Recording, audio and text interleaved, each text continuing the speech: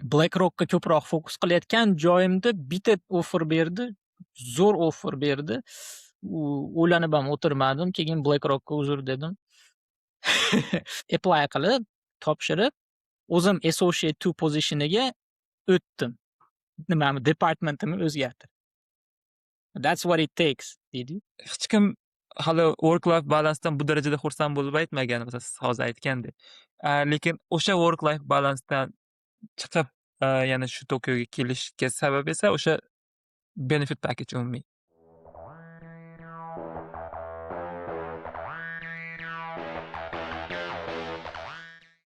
Sizdan kichik iltimos. Maqsadimiz sizga eng amaliy ko'nikmalarni yetkazish. Agar bu video sizga hech bo'lmasa 1% yordam bergan bo'lsa, obuna tugmasini bosib qo'ying. Bu siz uchun tekin, biz uchun esa juda ham katta motivatsiya. Assalomu alaykum. Bugungi kuzatuvchilarimiz, bugun bizda 32-epizod va bugungi mehmonimiz Jahongir aka. Assalomu alaykum Jahongir aka. Va alaykum assalom Oybek aka. Chaqirganingiz uchun rahmat. Kattakon. Avvalambor rozi bo'lganingiz uchun juda ham katta rahmat va o'ylaymanki, bugun sizning tajribangiz, o'qish va hozirgi Investment bankdagi tajribangiz haqida juda ham yaxshi suhbat qilishga umid qilamiz. Xo'p, boshlash uchun iloji bormi o'zingiz backgroundingiz haqida ozgina qisqacha tanishtirib o'tish? Xo'p, ismim Jahongir. Andijonlikman. 2000-yilda tug'ilib, hozir 26ga kiradigan yilimdaman. Andijonda litseyni tugatib, 2019-yili Yaponiyaga Ritsumeikan Asia Pacific University degan universitetga topshirib, bakalavrga shu yerga o'qigani borganman. Keyin u yerda 4 yil ikkita kollej bor. College of International Management and College of Pacific Studies degan ikkita kollej bor. Men College of International Managementda o'qiganman. Strategic Management and Organization degan majorda nima qilganman? O'qiganman. O'qishni bitirib, universitetni o'zi Yaponiyani Oita degan prefekturasini Beppu degan shaharchasida va u yerda o'qishni bitirib, o'sha Kyushu orolini Fukuoka degan prefekturasida State Street Trust and Banking degan kompaniyaga offer olib, o'sha yerda 2 yilcha ishladim. 2 yildan ham sal ko'proqmi. Va bu yilda yanvaridan boshlab Morgan Stanleyga Tokiodagi ofisiga headhunting bo'lib ko'chib o'tib keldim. Shu qisqacha background. Katta rahmat. Va mendagi birinchi savol esa aynan EPU bo'yicha. Ya'ni EPU juda ham yaxshi va mashhur universitet, lekin o'sha State Street yoki Morgan Stanleylar yoki bunaqa katta banklar uchun, investment banklar uchun esa bu qanaqa target school emas. Ya'ni ayniqsa bakalavrdan keyingi etap men birinchi marta ko'rishim. Shuni aniq o'qish paytlaringizdagi bunga State Streetga bo'lgan qiziqishingiz yoki o'sha haqida gapirib bera olasizmi? Chunki sizning o'sha internship bo'yicha backgroundingizni qaraganimda ham State Streetga doir internship ko'rmadim. Lekin bakalavrdan keyin birdaniga State Street bo'lgan. Ya'ni bu qanday bo'lgan? To'g'risi shu Yaponiyada o'zingiz ham bilsangiz kerak, 3-kurs bo'lganingizdan keyin shu job hunting masalasida o'ylanishni boshlab, internshiplar izlab, topshirib bunaqa qilinadi. U payt to'g'risi umuman men bilmayotgan payt edim. O'zi qanaqa sohada ketmoqchiman, qanaqa ish qilsam menga yoqadi deb. Keyin o'sha 3-kursligimda bitta o'zimiz o'zbek akamiz Audi'da HR departamentida internship qilardi ekan. Shu aka referral qilgan. U o'sha internshipga o'zi chiqib ketayotgan bo'lgan va men kontakt qilganimda bo'ldi sizni nima qilaman, tavsiya qilaman degan. Va ular bilan ham shu 2-3 marta intervyu qilib, bo'pti kelding, 2 oy haligi semestrlar tugaganda kanikul bo'lgan paytida kelib internship qilasan HR departamentida. U paytda endi maqsad toza nima bo'lgan, nima deydi? tajriba olish, corporate life qanaqa. O'zi bu masalan ko'p odam masalan entrepreneurshipga qiziqib ketadi yoki boshqa odamlar dal shu o'qib masters qiladi, PhD qiladi. Shu to'g'ri keladimikan srazu o'qishni bitirib salaryman bo'lib ishlash deb shuni shu experience qilib ko'rmoqchi bo'lib borganman. Haqiqatan ham judayam zo'r experience bo'lgan. Hammaga tavsiya qilgan bo'lardim universitet paytida internship qilishga. Chunki haqiqatan ham shu salaryman 9 to 5 deb aytib qo'yishadi. Qanaqa bo'lishini universitet paytdaligida уже bilib olasiz. Anaqa odamlar bilan to'lgan nimaga trenga chiqish, ertalab kech payt qanaqa stressful bo'lishardi. 2 oy davomida bilib olib, keyin qaytganman yana Beppo'ga. Va qaytishimdan keyin srazu yana tasodifan ham LinkedIndan Rakuten Travel'da HR xodimi LinkedInga nima qo'ygan? Job vacancy qo'ygan. Quality assurance tester istayapmiz. Online, fully remote va soatiga qanchadir ham to'lanadi. Yaxshi, talab uchun yaxshi nima edi? 1300 yenmi shunaqa edi soatiga. Va nima prosta topshirib ko'rganman.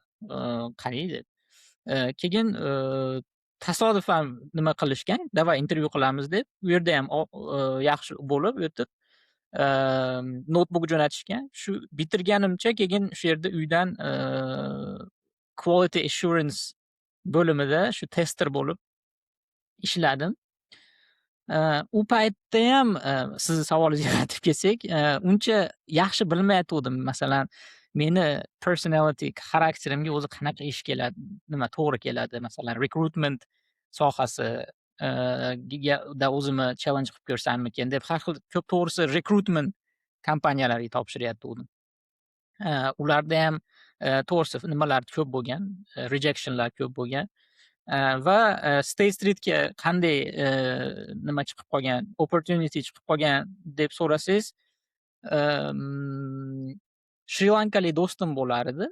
U tasodifan biz uyimizga ko'p kelib turar edi, nima qilgani, gaplashib prosta o'tirgani. Keyin kelib, men State Streetni Fukuokadagi branchiga rosa odam olishyapti ekan hozir. Qanaqadir biznesni relocation bo'lyapti ekan, rosa new hire'lar kerak ekan. Deb topshirib ko'rmaysan? Men topshirib ko'rdim, intervyum ham bo'ldi dedi. Davay men topshirib ko'raman dedim. Chunki to'g'risi Tokioda internship qilganman, bilaman Tokioda qanaqa hayot ritmi juda ham tez. Fukuokada to'g'risi juda ham masalan work life balance juda ham maza qilib ishlab yashaydigan nima environment. Yuragim ichida rosa xohlardim. Qanaqadir zo'r kompaniya bo'lsa-yu, Fukuokada bo'lsa, ham Beppo'ga Oitaga yaqin, ko'chishlar ham oson, hamma oson bo'ladi deb qiziqishga topshirib ko'rganman. Shu new gradlarni massively hire qilishayotgan payt bo'lgan. Chunki ularni Xitoydagi biznesi transfer agency degan biznesi ularni shu Fukuoka branchiga ko'chirishyapti ekan. Nimaga desangiz, anaqa geopolitika. O'sha payt nima bo'lgan edi? Rossiya bilan Ukrainadagi konflikt boshlangan edi. Polshadagi xodimlarini Irlandiyaga ko'chirib, Xitoydagi xodimlarini Fukuokaga ko'chirishayotgan edi. Va ularga odam kerak. Shunaqa qilib intervyular bo'lgan, o'tganman VP bilan, direct managerim bilan. Ularga men yoqqanman. Chunki juda ham qanaqa nima deydi? Rosa ham mos kelganmiz. Menejerim bilan ham gaplashayotganimizda xarakterlarimiz to'g'ri bir-birimizga to'g'ri kelib, keyinroq boshqa o'zgarib ketgan-u relationshiplar. Lekin boshida shunaqa bo'lgan. Lekin to'g'ri aytasiz. Masalan, Morgan Stanleyga ham ko'chib keldim. APU dan mana shu aprel nechi kishi kirdi operationsga? Где-то 20 tacha odam kirdida o'qishni bitirib. EPUdan bittayam o'quvchi yo'q edi. Bittayam o'quvchi yo'q edi. Shunga hayron bo'ldim. Qayerlardan odatda kirayotganlar? Odatda Wasedadan ko'p edi. Hmm. Shunaqa Tokiodagi top universitetlardan ko'proq. Shunaqa. Lekin APUda masalan akademik sohasida juda ham kuchli bo'lmasa ham, nima sohasida shu career path ga support qilishi juda ham zo'r. Masalan, career office bor edi. Masalan, xohlagan payt borib, masalan, o'sha yerdagi professionallar bilan men CV'ingizni olib borib turib, shu CV'mga feedback ber, to'g'rilaylik, o'qilaylik masalan yoki mana shu bitta kompaniya bilan nimam bo'lyapti, intervyuim bo'lyapti, shunga tayyorlanaylik, mock intervyu qilaylik. Yoki o'sha kompaniyada masalan APUda alumnisi bor bo'lsa, shuni kontaktini ber desa, top berishardi, chunki databaseda bo'lar edi. Shunaqa tomonlari bor. Chalkashib ketdi. Yo'q, aynan keraklisi bo'ldi. Yana men bilmoqchi bo'lgan narsa esa aynan State Streetga kirish paytida, masalan, menda hozir tushunayotgan narsam, odatda biz ko'p eshitgan paytimizda aynan o'sha karantin vaqtiga yoki 22-23-yillardagi bitiruvchi yoki o'sha paytdagi internship qaraganlarda internship olish juda ham osonroq ko'rinadi. Chunki ularda shunchaki odatda boya siz aytgandek shunchaki apply qil, qarasa javob yozyapti, intervyu. Lekin hozir esa o'quvchilardan eshitsak 3 ta, 4 ta yoki undan ham ko'proq intervyular bo'ladi yoki qanaqadir internetda yarim soatlab o'yinni o'tkazdiradi, parametrik degan.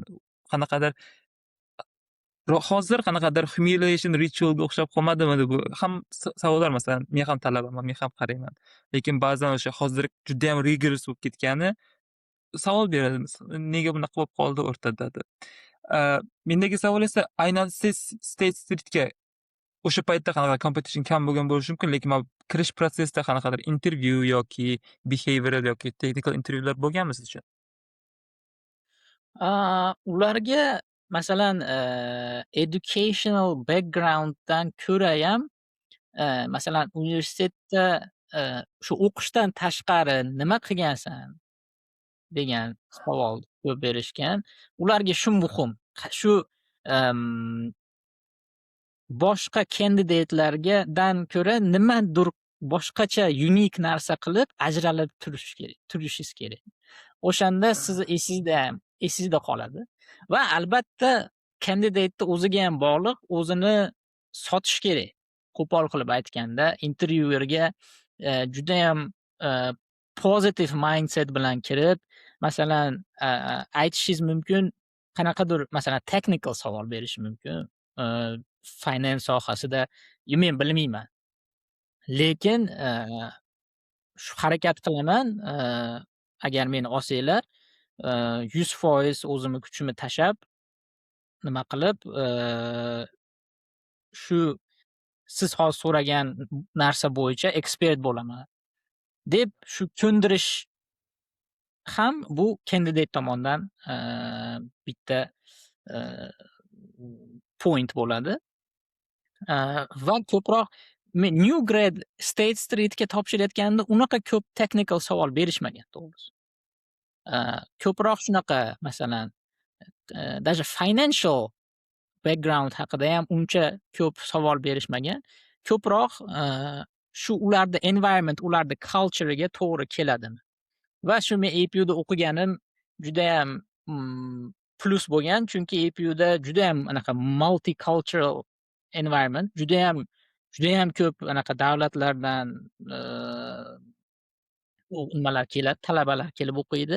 State Streetda ham shunaqa, juda ham APUdan anaqa ko'p odam olishganligi uchun ularda ham shunaqa environment bo'lib qolgan, mini APU bo'lib. Shunaqa masalan ularga shunaqa extracurricular activitylarda, klublarga qatnashib, shunaqa multicultural environmentda bo'lganman. Har xil masalan bir 15 ta har xil davlatdan do'stim bor. yoki tam masalan qanaqadir seminar group workda tam 4 ta 5 ta nationality lik masalan gruppaga ni ichida bo'lib, masalan group leader bo'lib, shunaqa qanaqadir project qilganmiz. Masalan bu projektda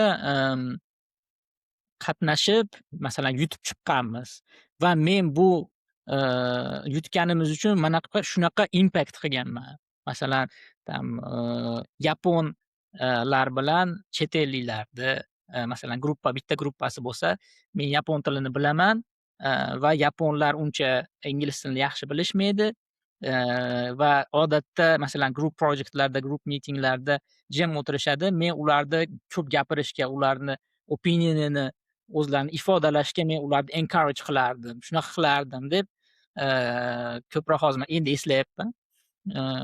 State Street'dagi intervyularda shunaqa performance bo'ldi. Demak, State Street boshda sizga qaragan narsasi bu o'sha cultural jihatdan to'g'ri keladimi, yo'qmi? Shunaqa. Mendagi keyingi savol esa State Streetga masalan juda ham xohlagan kompaniyangiz, xohlagan joyingiz o'sha Fukuoka, Tokioga kelishga nima sabab bo'lgan? U yerdan ketib Morgan Stanleyga o'tishga. To'g'risi, State Street juda ham katta kompaniya, o'zingizam bilasiz. Juda ham ko'p bizneslari bor. State Street'ni Yaponiyadagi main bizneslaridan biri bu global custody bo'ladi va hozir ko'proq anaqa middle office biznesini ham kattaytirishga harakat qilishyapti. Va aynan Fukuokadagi ofisidagi meni shaxsiy feedbackim bu yerda growth, o'sish sekin bo'layotgan edi nisbatan. Masalan, hozir Morgan Stanley bilan ham solishtirib beraman, ana shunda tushunasiz. State Street'da masalan promotion olishingiz, promotion opportunity'larda o'zi kam. Chunki nimaga desangiz, bu yerda to'g'risini aytish kerak, menimcha bu budjet masalasi. Chunki State Street'da hozirgi qilmoqchi bo'layotgan bizneslarda aynan Japan regiondagi klientlari kam deb o'ylayman. Va ularni masalan employeega bera oladigan opportunity'lari nisbatan kamroq. Va masalan men ham Associate 1 bo'lib kirgan bo'lsam, Associate 2 bo'lishim uchun o'zimni transfer agency imda hidi ham kelmayotgan edi-da, masalan bir yildan oshgan, уже masalan ko'p narsani bir yilda o'rganib olasizda. Уже expert bo'lmasangiz ham, уже masalan yangi new hire kirsa bemalol uni training qiladigan, уже Associate 2 bo'lishga yarashadigan employee bo'lasiz va kutasizda. Lekin nimalar ko'p, candidate'lar ko'p promotion bo'lishga. Lekin promotion masalan 5 kishidan bitta kishiga berishim mumkin. Juda ham nima deydi? Competitive, o'ta.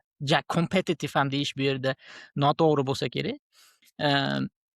Va men nima qildim? Corporate Actions Client Service degan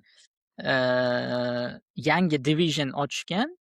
O'sha yerga odam istashayotganda men o'zim apply qilib, topshirib, o'zim Associate 2 positioniga o'tdim. Departmentimni o'zgartirib. That's what it takes, deydi. Va bitta men emas unaqa qilganlar. Masalan, transfer agencyda fund accountingga o'tganlar. Fund accountingda transfer agencyga o'tganlar. Chista promotion uchun.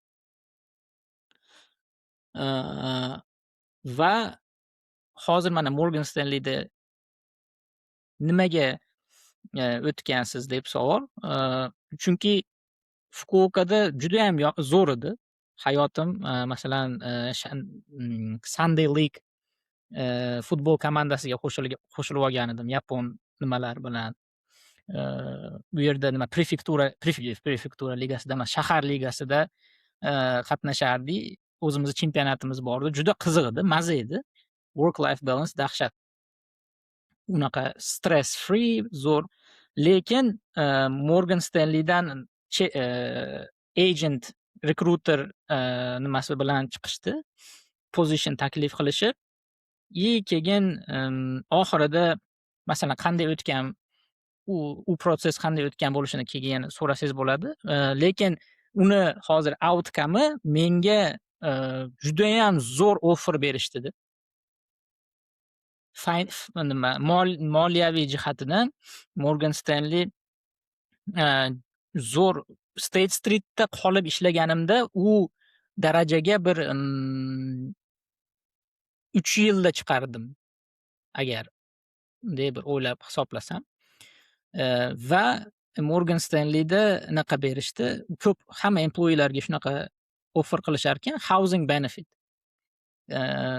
Alohida annual income, base income dan tashqari byudjet ajratib, sizga alohida yashash uchun housing nimasini ham to'lab berar.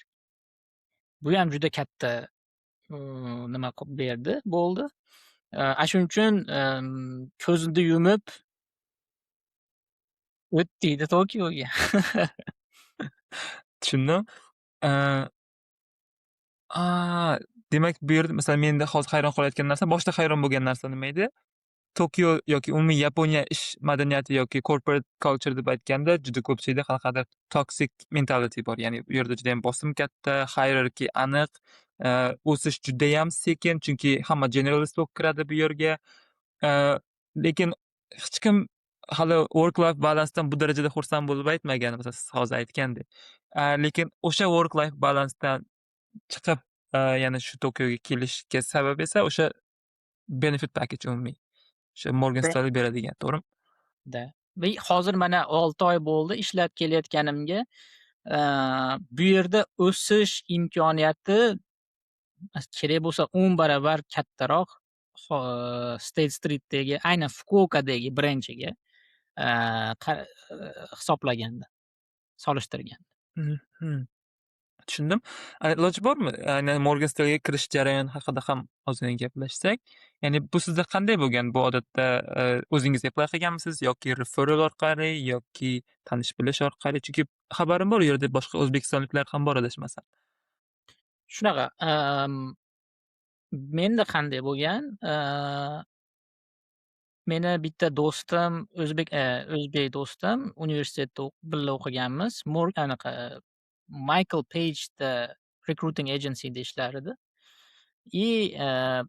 Shunchaki davay seni nima qilamiz dedi. Database'ga qo'shib qo'yaylik dedi. Masalan, yaxshi qiziqarli nimalar chiqib qolsa, vakansiyalar chiqib qolsa tashab turamiz deydi. Bo'pti deganman. Keyin oradan nechidir oy ham o'tdi. Uni menejeri o'sha aynan finance sohasiga qaraydi ekan. Emaillar tashashni boshladi. Har xil boshqa kompaniyalardan. Aynan bu taqdir degan narsa ham borda. Aynan Morgan Stanley'da nimasiga u aniq anaqa qilganda, rassilka qilganda, bitta menga jo'natmagan. Boshqa kandidatlarga ham jo'natganda 100%. Lekin uni emailda menni ko'rdimda, dedimda, qiziq Morgan Stanley va anaqasi ham, positioni ham client service middle office.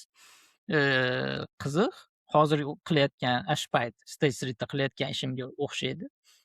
Why not deb chiqqanman. Reply qilganman emailiga. Hey, yeah, I'm interested, let's talk deganman. Keyin full job description tashagan, menga yoqqan. Keyin davay CV'ni jo'nat degan, CV'ni jo'natganman. U meni o'rnimga topshirgan. Keyin CV'ni ham yoqdi ularga degan. Keyin intervyu qilishmoqchi. Xo'p, intervyu qilamiz. Birinchi intervyu eng qizig'i anaqa boshqa team bilan bo'lgan. Settlements team bo'lgan. Ular 100% shu trade'larni settle qilish. Masalan, client buy qilayotgan bo'lsa, stoklarni deliver qilish yoki nabarot. Shu ishlar qilishardi. Ular bilan boshladimda, keyin birinchi intervyudan keyin rekruterim, agentim aytyapti, senga boshqa timdagilar ham qiziqyapti dedi. Ular bilan ham intervyu qilib ko'raverasanmi degandi. Ha, qilib ko'raveraman, mendan nima ketdi dedi. Keyin lekin anaqada operations divisiondagi boshqa tim. Keyin hozirgi ishlayotgan tim eventually ash timga kirgan nimam bilan ishchilari bilan intervyu bo'ldi, qiziq bo'ldi. Biz masalan client service bo'lsak, yana bitta yonimizda o'tiradigan trades service degan, trade support degan tim bor. Ular ko'proq haligi breaklar masalasida ko'p ishlashadi. Ularni ishi unchalik juda ham anaqa detail oriented ish edi. U to'g'risi o'zimga ham yoqmagan, settlementsga ham uncha yoqmagan edi. Eng yoqqan tim shu hozirgi ishlayotgan middle office client service, ya'ni sales and traders deskda support qiladigan tim. Ularni intervyuerlari ham hozirgi menejerlarim bilan ham rosa chiqishganmiz. O'zlari aytishgan, Morgan Stanley'da rekruterim aytgan. Короче dedi, o'zing tanlaysan dedi. Qaysi tim senga o'zingga ko'proq yoqdi? To'g'risini endi bu yerda ochiqcha gaplashish kerak edi. Bu yerda hech qanaqa nimasi yo'q. Ayt dedi, men shunaqa dedim. Middle office'dagi tim ko'proq yoqdi to'g'risi desam, keyin oxirida shu HR bilan Morgan Stanley'da HR bilan anaqa mendan nima bo'ldi, consultation bo'ldi. Bo'ldi dedi, tushundik, bizga yana bir 2-3 hafta vaqt ber dedi, nima qilamiz? Final offer bilan qaytamiz deb, lekin 2-3 hafta ham shu 1 oycha ketdi offer kelishiga. Lekin уже men juda ham yoqmay qolyapti. Keyin u yoqda shu payt BlackRock bilan ham intervyular schedule bo'lib qolayotgan edi.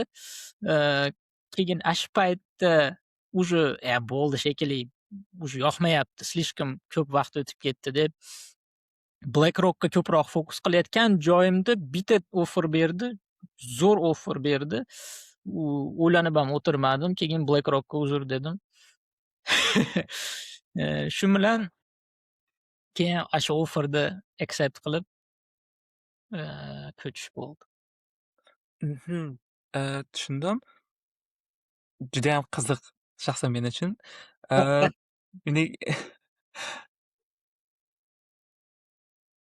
Xo'p, sizningcha o'sish tezligi yoki berishi mumkin bo'lgan opportunity jihatdan Morgan Stanley ko'proq beradimi BlackRockdan? Chunki BlackRock menimcha solishtirish juda ham qiyin ikkalasini. BlackRock buy side edi. Ular ko'proq anaqa degan Aladdin degan produkti bor, bilsangiz, Bloombergga o'xshaydi.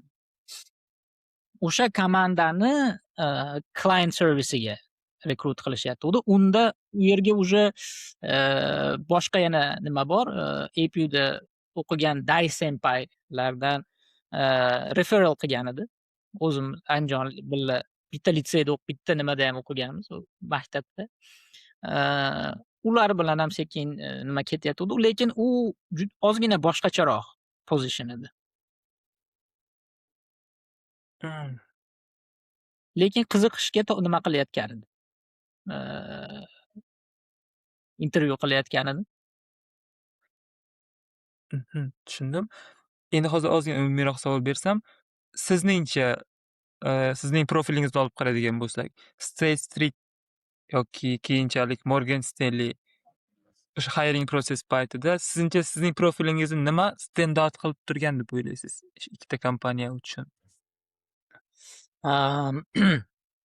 Xo'p, State Street uchun boshida ham aytdim, shu ko'proq global mindset,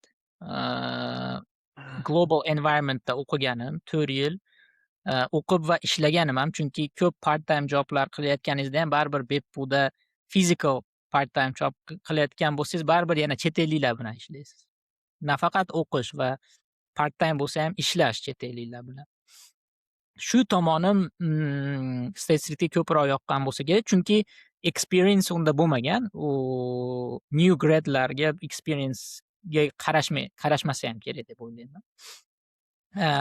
And with all due respect, State Street unchalik masalan Morgan Stanley yoki Tokiodagi katta IB banklarga solishtirganda unaqa level уровеньda emas deb o'ylayman. Hozir esa Morgan Stanleyga o'tayotganimda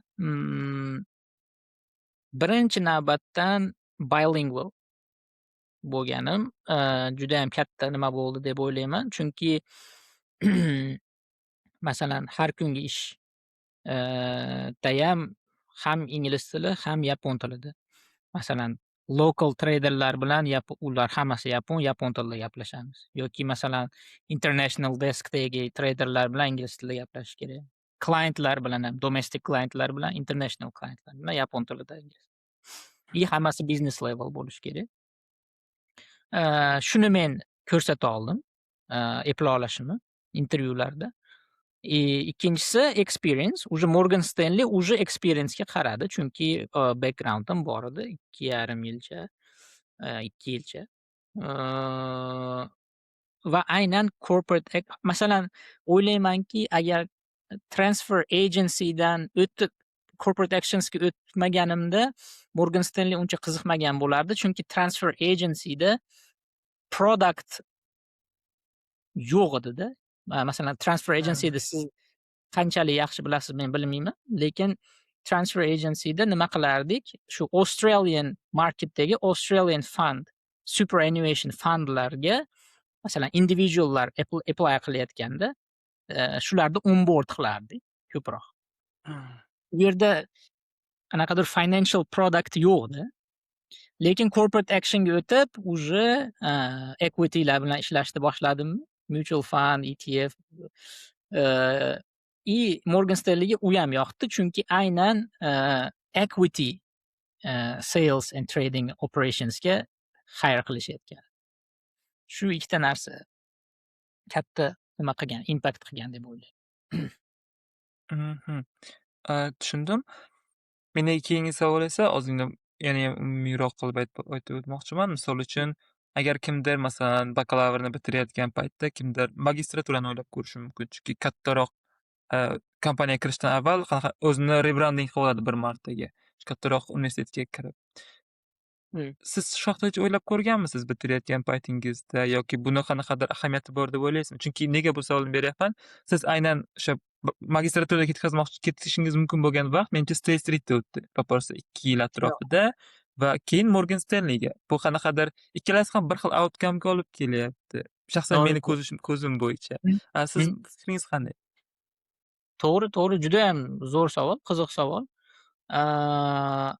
Masalan, boshqa davlatda o'qiganimda ko'proq MBAga topshirgan bo'lsam kerak edi. Lekin masalan, o'zingiz ham nimada bo'lsangiz kerak, Yaponiyada bo'lsangiz kerak. Bilsangiz, Yaponiyada unaqa qanaqadir nima deydi? Tendency yo'q. Bakalavrda tugatib, mastersga kirish unchalik nima emas. Popular deydimi? Meni bilgan masalan surrounding community'im juda ham kam odam dalshi nimaga kirgan, MBAga kirgan. Men o'ylayman, agar Yaponiyada karyera qilmoqchi bo'lsangiz, meni shaxsiy fikrim, agar MBA qilib turib keyin karyeraga o'tsa, bu undan ham zo'r deb o'ylayman, chunki uni masalan finansiy, moliyaviy tomondan ham masters tugatgan odam ko'proq oylik oladi, ko'proq income oladi. Lekin aynan Yaponiyaga to'g'ri keladigan bo'lsak, bilsangiz hamma shu bakalavrni tugatib 3-4 kursda hamma job hunting qiladi. Kompaniyalar ham shunga moslashib ketgan. O'zingiz ham bilsangiz kerak. 3-kursni bitirayotganingiz, 3-kurs paytida уже applicationlar boshlanadi new grad programlarga. O'sha ko'proq ta'sir qilgan bo'lishi mumkin. Masalan, O'zbekistonda bo'lsa yoki boshqa davlatda bo'lsa, masalan, bu yerda masters qiladigan odamlar ko'proq deb o'ylayman. Mhm. Va xo'p, sizningcha qaysi vaqtlar bu master yoki MBA uchun qulayroq bo'ladi deb o'ylaysiz? Chunki ko'pchilik aytadi, agar birdaniga tugatib bo'lsa, keyinchalik bu narsani o'ylamasligi mumkin. Shu bilan keyin 30-40 ta o'sha E executive MBAni o'ylab ko'radi. Ko'pchilik esa o'sha hech bo'lmasa nima qilishini tushunib olishi uchun work environment'ni ko'rishi kerak. Keyinchalik qilgan ma'qul. Sizning fikringiz qanday? aaa, to'g'risi bu odamni o'ziga judayam bog'liq deb o'ylayman. Masalan, men o'zi shaxsiy fikrim, men to'g'risi unchalik o'qishni yaxshi ko'rib yormayman, to'g'risini aytsam. Masalan, o'zimga yoqadigan, masalan, nimalar, klasslar bo'lmaganda ham to'g'risi o'qimas edim. Chunki undan foyda topmasdim. Shuning uchun GPA'imni so'ramang, GPA'im judayam past.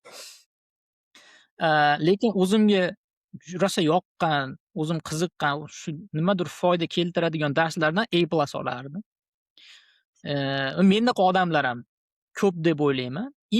Наоборот, masalan, akademik sohasidan o'zini, masalan, har xil kvalifikatsiyalar olib, akademik degreesini oshirib, masalan, nafaqat MBA, PhD qilib, akademik, akademik tomonidan rivojlangan odam u nimasi albatta, keyinchalik uni unvoni ham meni shaxsiy fikrim bu balandroq bo'lishi balandroq bo'lsa ham kerak. Lekin uni, bakalavriat tugatib srazu, masters qilish yoki bakalavriat tugatib, ishlab, ozgina experience qilib, keyin yana MBA qilib, masters qilib yoki PhD qilish bu, mutlaqo shu u odamni o'ziga bog'liq deb o'ylayman. Masalan, EPUni paytida ham, Tojikistondan ko'p, nimalar kelardi, masters o'quvchilar kelardi, haligi JICA, boshqa anaqa programmalar bo'yicha. U odamlar уже, oilali, bolalari ham bor. Уже ancha, masalan, u o'zini davlatida, qanaqadir davlat ishlarida ishlab, keyin masalan malakasini, degreesini oshirgani kelib, o'qib kelgan, keyin qolib ketganlar ham bor yoki o'zini davlatiga qaytib ketgan talabalar ham bo'lgan. Mhm. Tushundim. Maylimi, endi hozir masalan, siz masalan endi hozir o'sha bankni ichkari tarafdan turibsiz. Endi talabalar, o'sha tashqaridagi talabalar sifatida men sizga savol bersam, misol uchun, agar qaysidir talaba aytaylik 1-2 kursda yoki keyinchalik o'sha o'qishini oxirrog'iga kelib, o'sha kattaroq bankga kirish haqida o'ylayotgan bo'lsa, u talabalarga nimalarga fokus qilishni ko'proq maslahat bergan bo'lardingiz? Misol uchun, balkim u o'zini uy davlatida yoki chet davlatida bo'lishiga qarab. Birinchi maslahatim bu, o'sha davlatda ishlamoqchi bo'lgan davlatni tilida, u tilini yaxshi o'rganish bo'ladi. Chunki bu aniq 100% stand out qiladi. U masalan bilingual bo'lsa yoki bilingual emas, masalan multilingual bo'lsa ham bu juda katta plus. Ayniqsa siz chet ellik bo'lsangiz, masalan, yapon bo'lib turib, ingliz tilini ham zo'r biladigan kandidat va chet ellik ingliz tilini ham biladi, ham yapon tilini ham zo'r biladi bo'lsa, baribir psychologically, intervyuerlar ko'proq, chet ellikni admire qiladi deb o'ylayman. Chunki u chet eldan kelib turib, yapon tilini noldan o'rganib, shu darajaga chiqqan deb sal boshqacharoq qaraydi deb o'ylayman. Bu narsani Morgan Stanleyga kirganimdan keyin baribir analyst bo'lib kirdim. Bu yerda analyst 1, analyst 2, analyst 3 bo'larkan, men analyst 3 bo'lib olishdi. Rosa analyst program training, nimasiga, programmiga meni ham qo'shishdida. Tashqaridan external bitta professional shu finance sohasida, guest chaqirishdida. И 3 kun shunaqa sessionlar qilishdi. И даже уже odam ham aytyapti, u ham yapon. Sizlarni masalan yapon nimalar ham o'tiribdi, new hire'lar и chet elliklar ham, men ham borman. Aytyapti, senlarda eng katta plusing, yutuqlaring senlar bilingualsanlar. U odam juda katta experience, Teppei Ikeda degan odam. LinkedInda ham nima qilib ko'rsangiz bo'ladi, istab ko'rsangiz bo'ladi. O'sha odam shunaqa degan. Men ham keyin haligi o'zimni fikrlarim bilan solishtirib, значит, shu narsa to'g'ri ekan deganman. Mana shu bilingual bo'lsangiz haqiqatdan ham nima katta impact. Va keyin albatta universitetda nimadir outstanding qilgan bo'lishingiz kerak deb o'ylayman 4 yilda. Masalan, men uchun masalan 4 GPA dan ko'ra masalan qanaqadir communityga impact qilgan narsami yoki universityni o'zidagi muhitdagiga qanaqadir impact qilgan narsalarga involve bo'lgan bo'lsangiz, bu ham intervyuda gapirib bera olasizda. Masalan, sen universitet shu 4 yilda nima qilgansan, nima bilan shug'ullangansan desa, o'qiganman demaysiz-ku. To'g'rimi?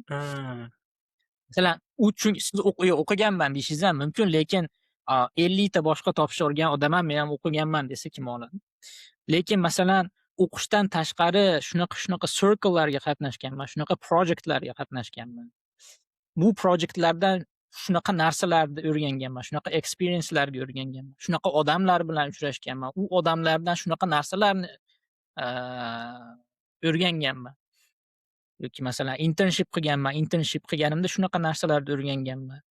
Shunaqa narsalarni xulosa qilganman, qanaqadir xatolar qilganman. Bu xatolarni keyin analiz qilib qaytarmaslikka harakat qilganman deb nima qilib o'zingizni nima deydi, appeal qilsangiz, shunda juda yaxshi zo'r new grad sifatida juda zo'r impact bo'lsa kerak deb o'ylayman. Tushundim. Ikkinchi savol esa masalan, siz hozir oxirgi 3 yildan beri yoki 3 yildan ko'proq mobaynida shu corporative environment ichidasiz va ayniqsa Yaponiyada talabalarga nisbatan o'sha boya ertaroq aytib o'tganim o'sha fobiya yoki o'sha corporate culture yoki ayniqsa corporate culture yangi bo'lib kirish boshqa masala. Chet ellik sifatida kirish esa umuman boshqa masala. Chunki universitetda corporate culture degan menimcha darslar bo'lmaydi. Sizning tajribangiz bu haqida qanaqa bo'lgan? Endi State Streetga kirganimda unchalik qiyin bo'lmagan adaptationim, chunki men bilan birga yana 3 ta 4 ta o'zim taniydigan do'stlarim ham birga new grad sifatida kirgan. Shunga ko'proq lanchlarga ham birga chiqardik. Masalan, qanaqadir stressful momentlar bo'lsa, bemalol tashqariga chiqib, g'iybat qilib, yomonlab unisini bunisini yomon nima qilib bemalol kirardik. Lekin albatta masalan o'zingizni tengqurlaringiz, o'zingizni mana doki yapon tilida doki deymi, laringiz bilan chiqish emas, sizdan teparoq degilar bilan chiqishish qanaqadir challenge bo'ladi deb o'ylayman. State Streetda ham shunaqa bo'lgan epizodlar. Masalan, boshida aytdim, shu transfer agencyga kirganimda ham 90% уже employeelar, Xitoydagi Hanzhoudagi employeelarni bu yoqqa transfer qilishganda jo'natishgan. Nechta bir 10 tacha ishchilar kelgan, xitoyliklar. Endi masalan xitoyliklar nimasida hech narsa yomon narsa demoqchi emasman. U xitoyliklar u nimasiga, millatiga aloqasi yo'q. Nima demoqchi bo'lganim, ularni уже qanaqadir birga ishlab kelishgan environmentlari tuzilib qolganda. Siz yangi kirgansiz, ular sizni ularga adapt qilishingizni xohlashi mumkin. Masalan, lekin masalan Morgan Stanleyda unaqa emas ekan. Morgan Stanleyda nabaroti bo'lyapti. Lekin State Streetda aynan Fukuokada shunaqa edi. ko'proq existing processeslarga sen adapt qilib tezroq o'rgan degan qanaqadir mentality bor edi. Shu masalada ancha nima qilardik. Masalan, argue qilardik. Masalan, qanaqadir processlar menga yoqmasa buni nimaga qilyapmiz, bu boshqacha qilish yo'llari ham bo'lishi kerak edi desa, yo'q, bu biz shunaqa qilib kelganmiz. Prosta o'rgantan procedure manuallarni ko'rib o'rgan nima qilaver degan holatlar ham borda. Masalan, menga yoqmagan tomonlar. Bu albatta odamni nima deydi, asabini buzadi. Lekin ana shunaqa joylarda ham nima deydi, emotional intelligence ga e'tibor qilib, masalan, bu odamlar bilan hali yana ishlashim bor. Bular bilan yomon munosabatda bo'lish yaxshi emas. Nabarot ularga yaxshi gapirib, yaxshi human relationshiplar build qilib, nima qilgan yaxshi degan fikrlar bo'lgan. Lekin Morgan Stanley'da buni boshqa nimasi ekan. Bu yerda bular nabarot automation, innovation larga judayam katta e'tibor berishyapti. Men kirganimdan srazu intervyularda ham boshlangan. Nimani haligi skeptically o'ylab, masalan, treyning qilib, o'zing nimaga bu ishni qilishimiz kerak, nimaga bu proseslarni qilishimiz kerak, nimaga bu approvallarni qilishimiz kerak deb o'ylanib, shularga ideyalar berdi. Deb nabarot encourage qilar ekan bular. Masalan, уже хотя бы ikkita automation idea submit qil degan hammaga yilni boshidan beri shu bo'yicha ishlash kerak. Shunga anaqa obsessed bo'lib qolishgan hozir. Menimcha boshqa katta nimalarda ham, banklarda ham shunaqa bo'lsa kerak. Lekin unga qaraganda pressure ham expectation ham ancha baland. Masalan, bu yerda masalan State Street'da siz shunaqa ishlab haligi bitta nimada yengil gradually o'sib kompaniyani prosesslariga adapt qilib expert bo'lsangiz, sizdan zo'r employee bo'lmaydi. Lekin Morgan Stanley'da nabarot agar shunaqa o'smasangiz, qo'pol qilib aytganda unaqaga kirib performance nima deydi? Performance review qanaqadir nimasi bor-u. KPI ga o'xshagan narsami yoki? KPI emas u. Masalan, sizni endi 1 yilingizni menejerlaringiz, supervisorlaringiz judge qilib nimangizni review qilishar ekan, performance. Masalan, 2-3 yilda o'smagan bo'lsangiz, sekin ulashib ham qo'yaverar ekan. Shunaqa bo'ldi hamda. Chunki men o'zim ko'rdim shu 6 oy ichida nechta odamni ham yengil nima qilishdi. Demak, ularda qandaydir up or out degan sistemasi bor, ya'niki o'sib borishingiz kerak. Bu majburiy. Shunaqa. Sizningcha bu ortiqcha bosim emasmi allaqachon? Misol uchun Morgan juda ham katta, to'g'ri, u yerdagi allaqachon o'sha operatsion bosim bor.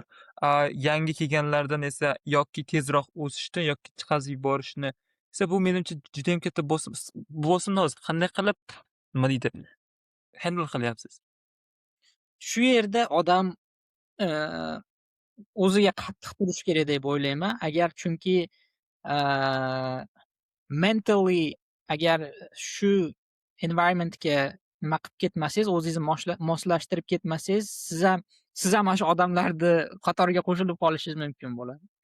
Buni qanchalik erta tushunib, shu nima deydi, shu yo'lga qarab yurmasangiz, odam qiylanib qolar ekan. Bu yerda shunaqa nima deydi, shu o'rtada yurib turib haligi pastga tushib ketib qolmasligingiz kerak. O'zingizni ushlab qolishingiz kerak. Чтобы not to survive but to be one of the best. Tepaga harakat qilib, men prosta survive qilib bu yerda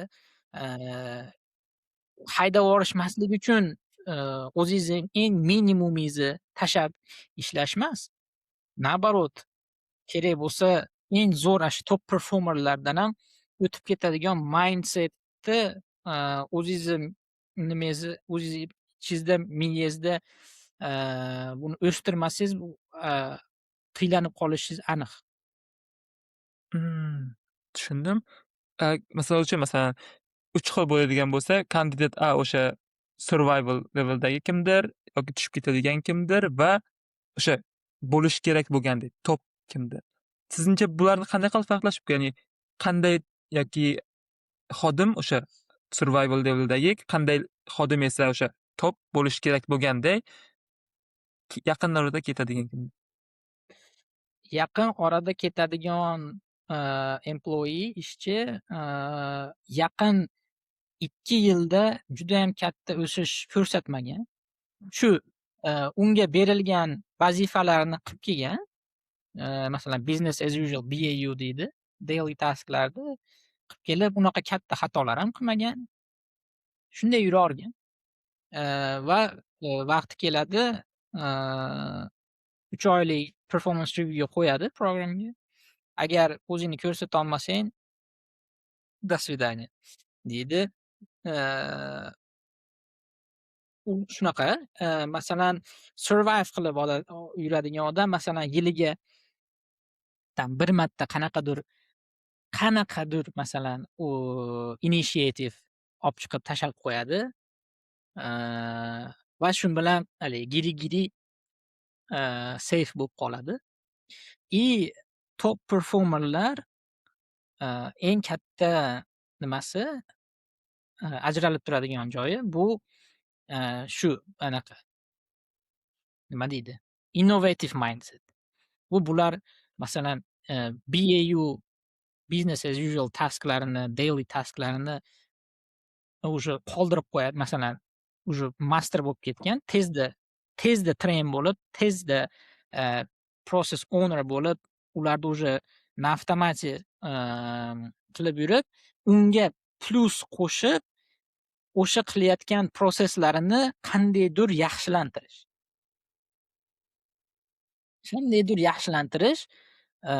Masalan, qaysidir protsessdagi qaysidir shu joyini ham yo'qotib, automate qilib yoki tam AI bilan qiladigan bo'lib, yoki masalan, qaysidir joyda nimagadir nimadan supervisorlardan approval olyapti, lekin bilmaydi nimagaligini, ma'nosi yo'q. Shunaqa narsalarni yo'qotib teamga nima qiladi? Contribute qilib, constantly contribute qilib keladigan odamlar, shu top performerlar, bularni unaqa top managementga juda ham yaxshi ko'radi. Tushundim. Va menimcha boya siz ham aytib o'tgan narsangiz supervisorlar bilan o'rtadagi relationship ham qaysidir ma'noda muhim. Ya'ni bu narsa qanday ishlaydi endi? Chunki bu shunchaki do'stona narsa yoki do'stonadan ko'ra ko'proq munosabatmi? Yo'q, bu do'stona bo'lishi ham noto'g'ri deb o'ylayman. Menejeringiz bilan juda ham do'stona bo'lib yaxshi emas. Menejerga nima kerak? Rezultat kerak. Rezultat kerak. Masalan, 1 yil ishlashingiz mumkin. Shu 1 yil ichida nima qilding? Nima qilding desa, shu har kuni ishga kelib, berilgan vazifalarni qilib, uyimga qaytib ketdim desa yoqmaydi. Masalan, State Street'dagilar uncha e'tibor berishmashi mumkin. Endi men hozir Morgan Stanley'da 6 oy ishlab kelgan nimamdan, tajribamdan kelib aytyapman bu narsalarni. Bu yerda nima qildirar ekan? Yilni boshida goallar tuzdirar ekan. Goal sistemasi bor ekan. O'zingiz goallarni kirgizib turib, oxirida, yilni oxirida shu review qilib chiqasiz. Qaysi nimalarimga, targetlarimga erishdim, qaysilariga erisholmadim. Demoqchiman, o'zingizni expectationingiz bilan menejer sizga beradigan performance reviewda unaqa katta gap bo'lmaydi ekan. Chunki o'zingiz ham masalan, 1 yil ichida o'zingiz nima qilganingizni o'zingiz ham bilib turasiz ekan. Shunaqa. Mhm. Ya'niki o'zi odam bilib turadi qanday ishlayotganini yoki performansi Shu qaysi darajada hozir turganini. shu buni Tushundim. shu uchun ham, o'ylab topishgan deb o'ylayman, чтобы, yilni oxirida menejerdan, feedbackni eshitgandan keyin, yomon feedbackni eshitgandan keyin o'zida qanaqadir unaqa shok bo'lmasligi uchun. Mm, tushundim. Va keyingisi esa siz boya aytib o'tgan, misol uchun Fukuoka bilan Tokioni o'rtasidagi work life balansidagi o'zgarish va siz boya aytib o'tgan o'sha bo'lishi kerak bo'lgan, analist yoki xodimlar o'rtasidagi va ikkalasi bir joyga kelganda hozir work life balance ozgina ko'rinmaganday bo'lib tuyuladi. Shunaqa. Sizningcha bu qanday? Sizda hozir qanday? Shunaqa. Masalan, Fukuokada qanaqadir comfort zone'ga tushib qolgan edim. Fukuoka unaqa katta shahar emas. Kichkina moshinacham ham bo'lardi. Bemalol, shaharda u yerdan bu yog'iga, hech qanaqa nimasiz, problemasiz borib kelib, masalan State Street dagi universitet paytdagilardan, do'stlaringiz qolgan, ular bilan ko'rishib, dinerlarga borib, gaplashib yurish va albatta futbolga nimaga qatnashardim dedim. U judayam katta impakti bor edi. Judayam zo'r edi, lekin, o'sish sekinlashayotgan edi. Mm. Endi iloji yo'q ekanda. Nimagadir erishish uchun nimanidir sacrifice qilish kerak.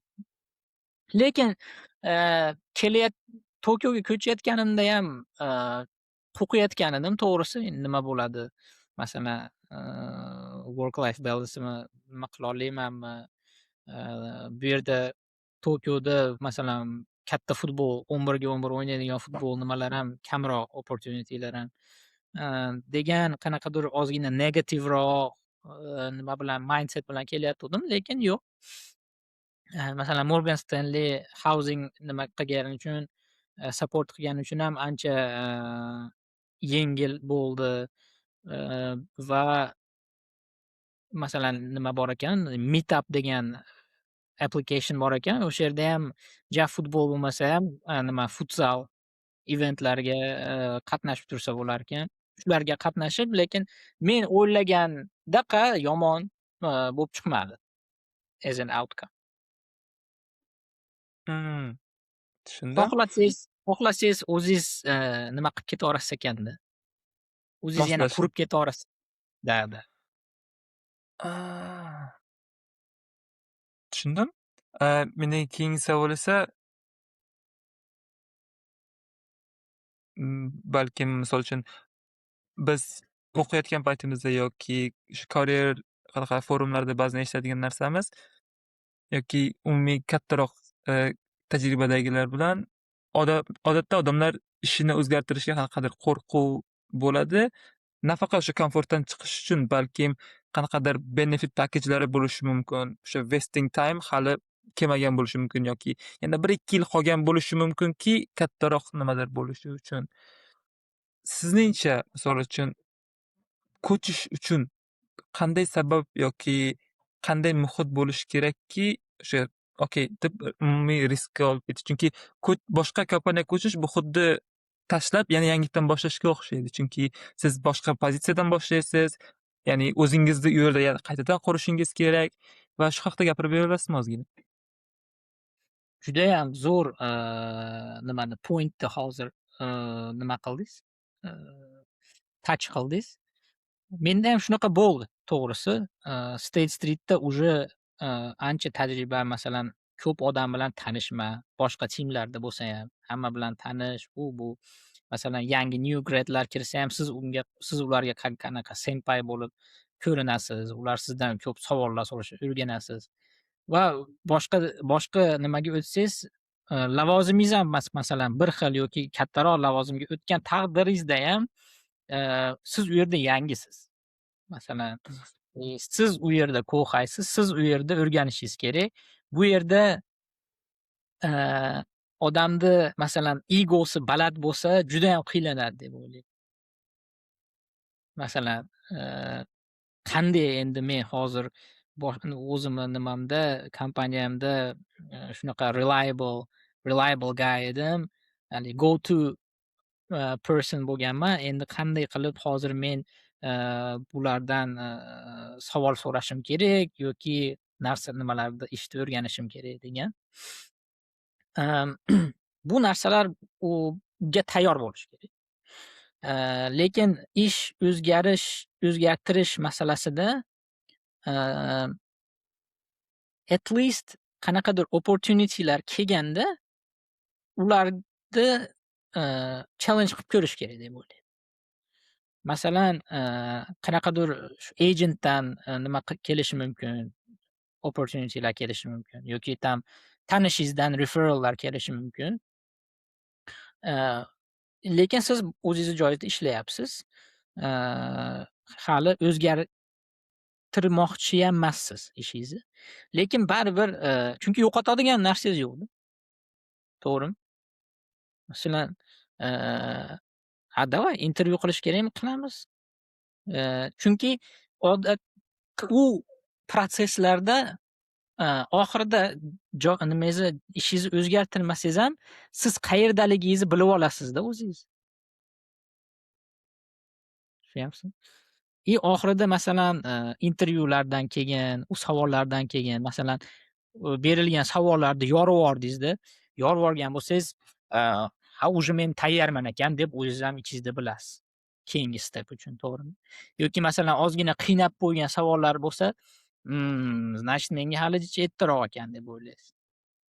Menda shunaqa bo'lgan, anaqada birinchi yil, 1 yil o'tgandamidi? Yo'q, hali 1 yildan ozgina o'tgan edi State Street'da ishlab, nimadan JP Morgan'ga bitta o'zimni nimam kollegim topshirib, u yerga Japanese kerak bo'lib qolgan.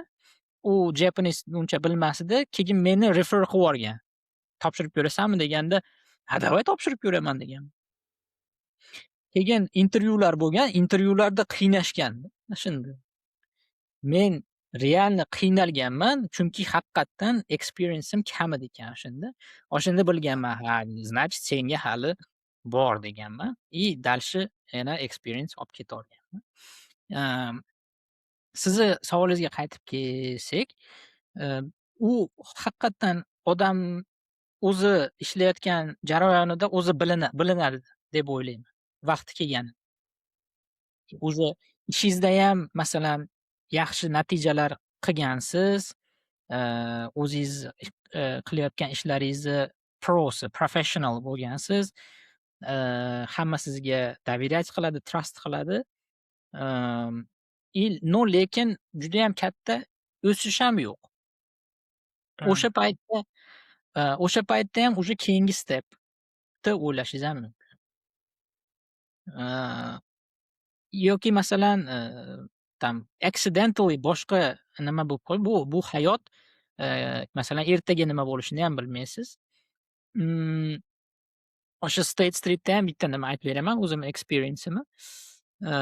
Corporate action teamga yangi o'tganimizda, u yerga hali menejerni tayinlashmagan edi, bizning menejerimizni. Ularda top managementni nimasi bo'lgan, plani bo'lgan. Singapurda ishlaydigan corporate actionda juda ham zo'r professional bo'lgan. Corporate actionda anaqa from A to Z biladi. U payt assistant vice president, AVP bo'lib ishlagan. Uni ham Fukuokaga chaqirib, AVP nimasida, title'ida bizga menejer bo'lib ishlattirmoqchi bo'lishgan. U aytgan, yo'q degan. Men hozir tak AVPman, lekin kelib train qilgan bizni juda ham biz rosa zo'r nima, hozirgacha ham gaplashib turamiz. Yo'q degan, meni anaqa VP qilasan degan. Vice president qilasan. Ashunda kelib Fukuokaga ko'chib ishlashim mumkin degan. Deyishganda juda ham yomon ish qilgan to'g'risi. Emm, yo'q degan, qilmaymiz degan. Liba AVP bo'lib kelasan, liba bo'shatib qo'y degan joyida. Bechora rosa rahmim kelgan u odamga, judayam zo'r odam. Nima qilishni bilmay, oxiri rosa ish istashni boshladida. Kelgan oxirida nima bo'ldi desangiz, as an outcome, shu 1 oy, 2 oyda ichida Singapurda o'zida, emm, nima edi, qaysi kompaniyaga o'tuvdi? Broadridge. Broadridge'ga middle office director bo'lib o'tdi. Director bo'lib o'tib ketdi. U State Street quruq qoldi bu nimadan, shunaqa zo'r nimadan, ishchisidan. Shunaqa nimalar ham bo'lib turadi, hayotda. Unaqa narsalarga tayyor bo'lib turish deb o'ylayman. Tushundim. Ya'ni shu joyda hozir men tushungan narsam, ba'zan kompaniya ishchini qadrini qaysidir maromgacha bilmasligi mumkin yoki hattoki ishchini o'zi ham o'zini qadrini bilmasligi mumkin. Shunday aytmoqchimisiz? 100%, 100% to'g'ri. Shunaqa. Tushundim. Boshqa bir tarafdan esa, misol uchun men yaqinda bir marta eshitgan kichkinagina hikoya bor edi. Qaysiki o'sha Bolj Bracket'da ishlayotgan, bitta analist, o'sha yangi kirgan analist edi. U 1 yil yoki 2 yil ichida boshqa Bolj Bracket'ga o'sha intervyudan o'tayotgandi. No, uni bilib qolishganda esa o'sha uni hozir ishlayotgan joyi shunchaki uni eskort qilib tashlashdi o'sha kunni o'zida. Ya'ni ya'ni unga vaqt berilmadi, 2 hafta berilmadi. Ya'ni shu paytda tushuniladiki, buni o'ylash ham qo'rqinchliroq. Chunki balkim u yoqqa ham o'tmassiz, lekin bu yoqda ham yo'qotib qo'yasiz. Shunaqa risk ham State yoki Morgan Stanley'larda bormi hozircha? Bo'ladi, bo'ladi. Albatta. Shuning uchun, stay woke deydi-yu, haligi tayyor turish kerak. Любой masalada hamma yoqda kerak bo'lsa dokument qilib yurish kerak. Masalan, menejerlaringiz bilan one on one'lar bo'ladimi? Hamma yoqda note qilib, dokument qilib yurishingiz kerak. Kerak bo'lib qolishi mumkin.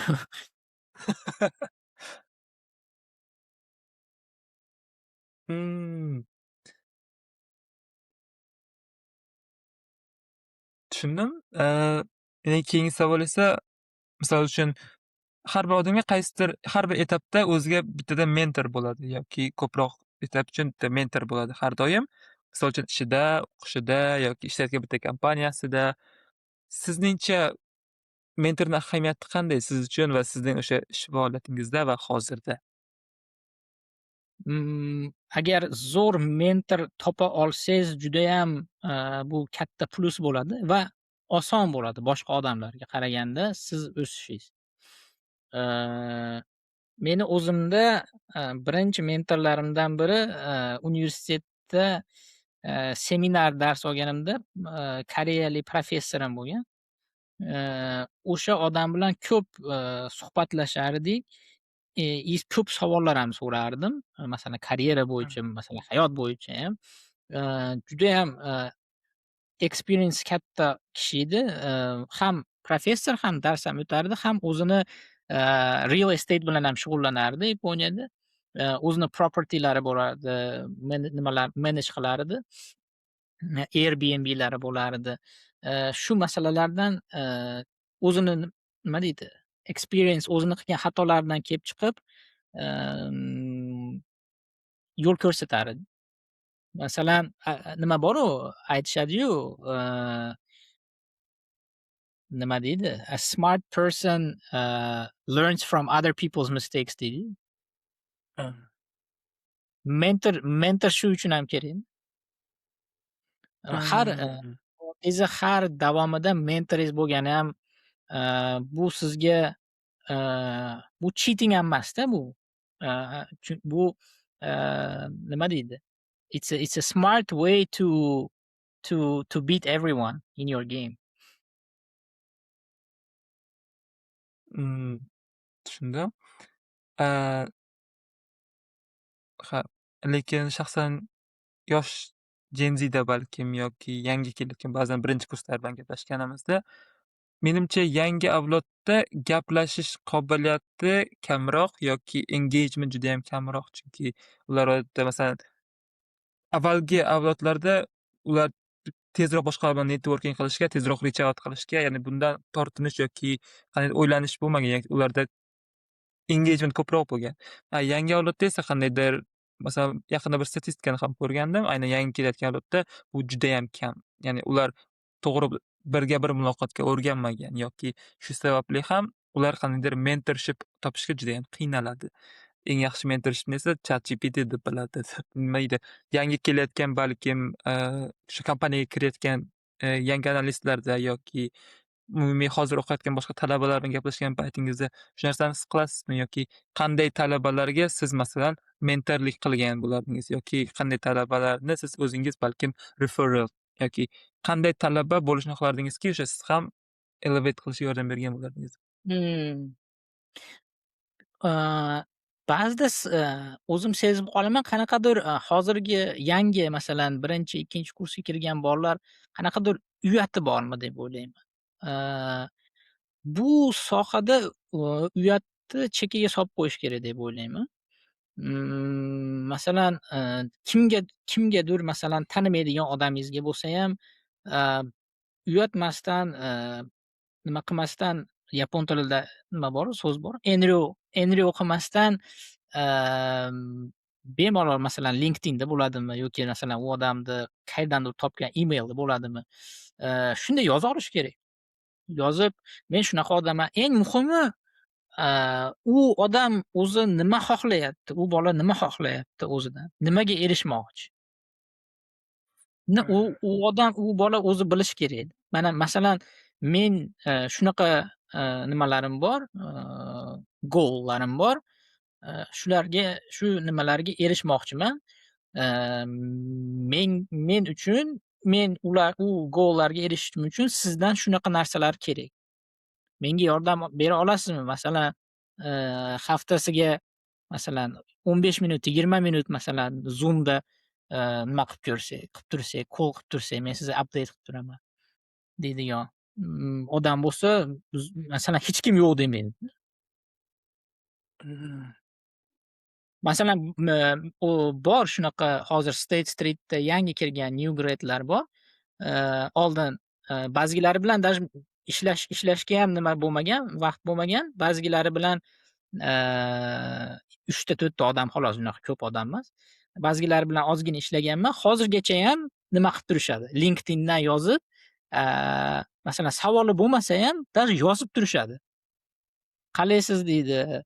Morgan Stanley "Qalay, qiynalmayapsizmi? Nima yangiliklaringiz? Menda manaqa yangiliklar, men manaqa o'rganyapman." deb prosta anaqa kontakt ushlab turadi. Relationship ushlab turadi. Kerak bo'lgan vaqtida masalan, tam LinkedIndami qayerdadir o'zi yoqqan position bo'lsa, "Ve" deydi, "Mo positionga referral qilib qo'ymaysizmi?" desa, qiladi-da. Mmm. Э, Tushundim. Ko'proq anaqa qilish kerakda. Positive mindset bo'lib, reach out qilorish kerak.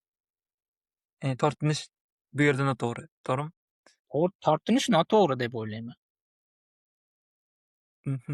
Tushundim. Keyingi bermoqchi bo'lgan savolim esa, masalan, biron bir kompaniyaga kirayotganda o'sha department tanlash masalasida, boya siz aytgan masalan, Morgan Stanleyga siz kirayotgan paytingizdagi o'sha tanlash paytida, bu narsalar odatda o'sha application paytida yoki keyinchalik HR bilan gaplashiladi. Masalan, front office, back office yoki middle office. Bu narsalarni sizningcha talabalar qaysi paytda qaror qabul qilgani ma'qul? Ya'ni nega bu savolni beryapman? Ko'pchilik aytadi, agar odamlar bilan gaplashishni yoqtirmaydigan kimdir bo'lsa, back office yaxshiroq. Chunki u joyda kamroq, odamlar bilan gaplashishda ko'proq selga yaxshiroq qobiliyati bo'lsa, balkim front office yoki shunga o'xshash maslahat beriladi. Sizningcha talaba bu narsani qanday bilishi kerak o'zicha yoki qanday keyinchalik qaror qabul qilishi kerak o'sha departamentni o'sha target qilish uchun? Judayam yaxshi savol, judayam zo'r savol. Endi, buni masalan, universitet paytida masalan internship qilgan odam bo'lsa, o'zi qaysi departamentga, qaysi sohaga to'g'ri kelishini, ozgina bo'lsa ham bilib oladi. Lekin unaqa imkoniyati bo'lmagan odam bo'lsa, This is nima degan marketingda SWOT analysis degan narsa bor bilsangiz kerak. Strengths, weaknesses, opportunities, threats adashmasam. Shu ko'proq uni produktlarga, marketlarga ishlatishadi, lekin odamni o'ziga ham ishlatsa bo'ladi bu narsani. Ya'ni, masalan, internship ham qilmagansiz yoki extracurricular activity'larga ham hech qanaqa qatnashmagansiz, odamlar bilan muloqot qilmagansiz, uncha bilmaysiz sizga nima to'g'ri kelishini. Shu analysisni qilishni tavsiya bergan bo'lardim. Masalan, sizni o'zingiz fikringiz bo'yicha, masalan, sizni kuchli tomonlaringiz nima? Yoki sizga yetishmaydigan tomonlar, yoki siz yomon ko'radigan tomonlar. Siz, masalan, qanaqa environmentlarda siz o'zingizni yaxshi his qilasiz yoki o'zingizni yomon his qilasiz? Shunaqa narsalarni analiz qilib chiqsa bo'ladi. Va uni, masalan, new graduate paytidagi interview proseslarda, buniyam bemalol aytib ketsa bo'ladi deb o'ylayman. Uni masalan HR bilan birinchi interview screening paytida ham buni bemalol aytib ketsa bo'ladi deb o'ylayman. Chunki, HR shunga qarab keyin, sizga mos kelishi mumkin bo'lgan departmentlarga ulab ketadi deb o'ylayman. Chunki masalan ko'proq new grad hiringda mass hiring bo'ladi-yu. Masalan, aynan qaysidir job positionga, ochiq positionga hire qilmasdan bittada bulkda hire qilib turib keyin nima qiladi-yu, divisionlarga bo'lib tashlaydi. Shunaqa paytda aytib ketilinsa, keyingi proseslarda ham o'sha sizga mos bo'lishi mumkin departamentdagi odamlar bilan intervyular qo'yib berishi mumkin deb. Tushundim. Ya'ni buni o'sha paytda nima HR bilan yoki o'shalar bilan hal qilish to'g'riroq deb o'ylaysiz? Endi masalan endi albatta aytib ketmaysiz, men masalan faqat front office'da ishlay olmayman. Front office bo'lmasa men meni ishga olmay qo'yaveringlar deyormaysiz-ku, lekin haligi qaysidir joyda bunday qog'ozga o'rab o'tib ketsangiz, ular ham tushunadi deb o'ylayman. Unda endi tushundim. Keyingi yana xo'sh va o'sha talabalar uchun talabalar sifatida beriladigan oxirgi savolim esa aynan AI haqida va AIning o'sha oxirgi yillarda o'zgartirayotgan, umumiy juda ko'p narsani o'zgartirayotganligi. Misol uchun 3-4 yil avval menimcha hech kimda bunaqa yoki hech qaysi kompaniyada bunaqa panika yo'q ediki, ana endi balkim yangi xayrlar balkim kerak bo'lmas yoki bu darajada ko'p xayr endi balkim bizga kerak bo'lmas deb. Chunki avvallari masalan xayring shunaqa bo'larki, piramida shaklida. Ko'p yangilari associate kamroq, middlelar kamroq, executive kamroq. Endi esa AI ko'p narsani qilgani uchun nega bu qadar ko'p kerak? Kamrog'ini olamiz deb. Va shuning uchun menimcha hozir o'sha yangi gradlar judayam kam sizningcha olinyapti va shunaqa kam olinayotganligi va boshqa bir tarafdan esa competition haliyam o'sib kelayotgan paytda talabalarga nimani maslahat bergan bo'lardingiz stand out bo'lib turishi uchun? Xo'p, uzr, orada nima bo'lib qoldi, lekin savolingizni tushundim. To'g'ri, AI to'g'risi boshni og'ritvoradigan darajada judayam bu sohaga kirib keldi. State Street Corporate Action Team paytimdan boshlandi u narsa. State Streetga unchalik katta e'tibor berishvormayotgandi, lekin Morgan Stanleyga kelganimdan keyin har kuni AI haqida gapirish, har kuni Copilot, shu Copilotga qarab qanaqadir nima qilish kerak, prompt yasa deydi. Masalan, qanaqadir ishingdagi prosesni nima qiladigan, osonlashtiradigan prompt yasa deydi. Men ham bitta ikkita yasadim keyin oxiri. Boshqalar ham shunaqa qilishyapti. Даже bir orada shunaqa bo'ldi, top management gapiryapti. Copilotni bir kunda 6 marta hali yangi window qilib ishlatasiz-ku. Shunaqadan 6 marta yangi ishlatish deyapti. Chunki kompaniya katta pul to'layapti, buni rezultatini ko'rsatish kerak. Keyin, bizda masalan, meni aynan timimda, Japanese market close 3:30da bilsangiz market yopiladi va undan keyin, 3:30dan keyin где-то 1 soatcha shu reporting time bo'ladi. Har bitta klientimiz kim trade qilgan bo'lsa, shularga hammasiga trade confirmation jo'natish kerak. U qilish kerak, bu qilish kerak, har xil nimalardan match qilish kelaveradi trade'larini. Shunga eng ko'p vaqt ketadigan payt bizda management nima deyapti? Bizni end goalimiz shu AIda, shu automation'ni ishlatib, shu vaqtni, choy ichadigan vaqt qilib qo'yishimiz kerak. Chunki shunaqa tool, shunaqa instrumentlar yaratilyapti. Уже hali it doesn't make sense deyishyapti-da. Shuncha odam,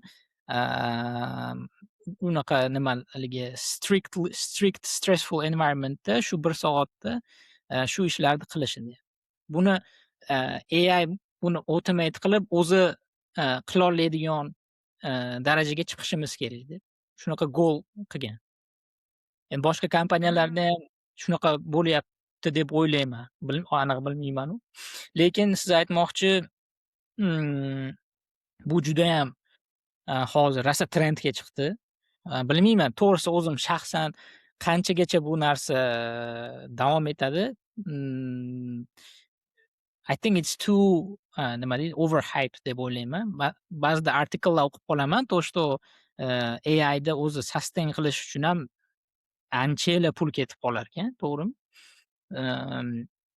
No, lekin yaqin orada masalan AI knowledge, bilimingizni nima qilib, ko'tarib, masalan o'zingizni shaxsiy hayotingizda ham shu AIni ishlatib qanaqadir, nimadir, o'zingizga foydali keltiradigan bir qanaqadir narsa ishlab chiqib turib, uni intervyuda aytsangiz ham, hamma intervyuerlar nima qilsa kerak, yaxshi ko'rib qolsa kerak deb o'ylayman. Chunki like everyone is obsessed with AI now. Mm, tushundim. Ya'ni AI skill ana endi buyog'iga judayam kerak bo'ladi. degan. Shunaqa. Endi tushundim.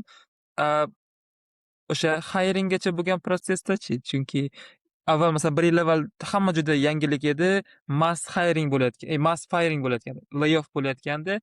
Bu yil esa endi reverse bo'lyapti. Endi hamma qaytadan mass qilib ishga olyapti. Chunki AI turns out it's not that efficient.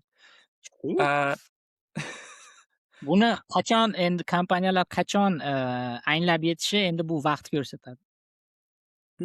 Tushundim. Siz boya aytib o'tgan o'sha AI Morgan Stanley ishlatmoqchi bo'lgan AI. Men o'ylardim bu narsa allaqachon bor emasmi deb. Chunki masalan Aladdin proyekti ham Aladdinga o'xshagan AI yoki bu Morgan Stanleyda ham bor emasmi shunga o'xshash narsa? Yoki hali yo'q?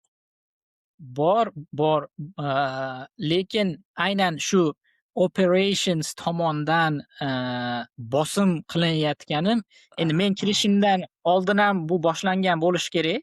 Lekin men kirganimdan keyin yanayam push qilishni boshlashdi bular. AI shu Copilot masalasida ko'proq ishlatib, nimadir o'ylab topish, nimalari. Intervyu prosesda ham, so'rashgan. Masalan, ochiqchasiga so'rashgan. Shu, konkretno nima qilgansan deyishgan. Nimadir qilganmisan degan. Qanaqadir, yangilik olib kirganmisan deganda, olib kirganman deganman. Corporate action nimaga, yangi timga, o'tganimizda u yerda hamma nimalar, proseslarni, procedure, manuallari boshqa timlardan qolib ketgan procedurelar bizga berishgan. Shularda aytganman, men Copilot ishlatib, AIni ishlatib, aynan bizni timga kerak bo'ladigan, procedurelar, nimalar yasab chiqqanman. 100% AIni ishlatib deganman. Shu yoqqan ular. Tushundim. Ha. Xo'p, Jahongir aka, meni o'sha karyera bo'yicha umumiy berayotgan savollarim mana shu yergacha edi. Hammasiga to'liq javob berganingiz uchun judayam Rahmat. katta rahmat. Va oxirgi savollarimdan biri esa aynan Fineconda bizda kichkina an'ana bor. Ya'ni har bitta gest keyingi gest kimligini bilmasdan turib, keyingi mehmon uchun anonim savol, yuboradi va bizdan avvalgi, mehmonimiz sizga yuborgan savoli esa, "Shu paytgacha olgan eng katta risk yoki tavakkalingiz nima va bu o'zini oqlaganmi?" Desangiz. Emm, Zo'r savol. Agar Morgan Stanleyga shu paytgacha o'tmaganimda Yaponiyaga kelgan ligim, Yaponiyaga kelish decision'ini qabul qilganim aytgan bo'lardim. Lekin hozir shu State Street'dan Morgan Stanleyga jump ishimni o'zgartirgan nimami, nima deydi, periodda masalan haligi katta o'zgarishlardan deb o'ylayman o'zimni hayotimda bu hozirgacha o'zini oqlab kelyapti deb o'ylayman. Chunki aytib o'tdim, bir necha marta aytib o'tdim shekilli, State Street'dagi hayotim judayam haligi shakllashtirib olgan edimda. Do'stlarim o'sha yerda, chiroyli, tinch shahar, ish ham masalan katta kompaniyada, finansiviy sohada unchalik stressful emas, expectation'lar unchalik katta emas. Judayam zo'r edi. Masalan, ishdan tashqari boshqa qiladigan ishlarim, qiziq ishlarim bor. Masalan, travelling opportunity'lar ham judayam Kyushuda masalan mashinada 2-3 soatda boshqa prefekturalarga borib aylanib kelsa bo'ladi. Shu hamma yo'lda tashab turib, o'zimga yoqmaydigan Tokioga o'tib, yana boshidan, yana boshqa yangi environmentdan yana noldan boshlashni katta nima deydi, katta decision bo'lgan deb o'ylayman. Lekin uzoq nimada long term qarab o'tganda, lekin bu judayam zo'r decision bo'lgan deb o'ylayman. Chunki bundan keyin endi yanayam kattaroq eshiklar ochiladi deb o'ylayman hozir. State Street'da Fukuokada qolganimdan ko'ra. Shuning uchun Men ham bunga umid qilaman. like when life gives you lemons, nima deydi? Lemonade deydimi? Ne, va judayam katta rahmat. Shaxsan men uchun judayam kerakli hikoya bo'ldi hozirgi aynan oxirgi javobingiz va sizda ham bu joylarni albatta edit qilib tashlaymiz. Sizda ham keyingi mehmonimiz uchun shunaqa anonim savol bormi? Bemalol aytib o'tishingiz mumkin agar. Menam o'ylab chiqdim, qanaqa savol berish mumkinligini. O'zimga qiziq bo'lgan savolni so'rashga nima qildim. Agar sizda hozir $10,000 pulingiz bo'lganda oshiqcha, real estate'dan tashqari nimaga investitsiya qilgan bo'lardingiz?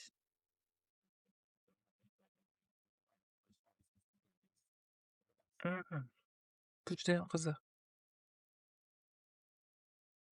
Mark qilib qo'ydim. Va ha, Jahongirga judayam katta rahmat. Vaqtingizni ajratib, barcha savollarimga javob berganingiz uchun. Sizda ham oxirgi so'zlaringiz bormi? Avvalambor rahmat. Haqiqatdan ham zo'r suhbat bo'ldi deb o'ylayman. Sizlar kanalinglarda anchadan beri Telegram'da bor edi. Kanalinglarni kuzatib turardim. Unaqa qiziq nimalar chiqib turardi, artikellar chiqarib turasizlar, o'qib turardim. YouTube'inglar borligini to'g'risi bilmasdim.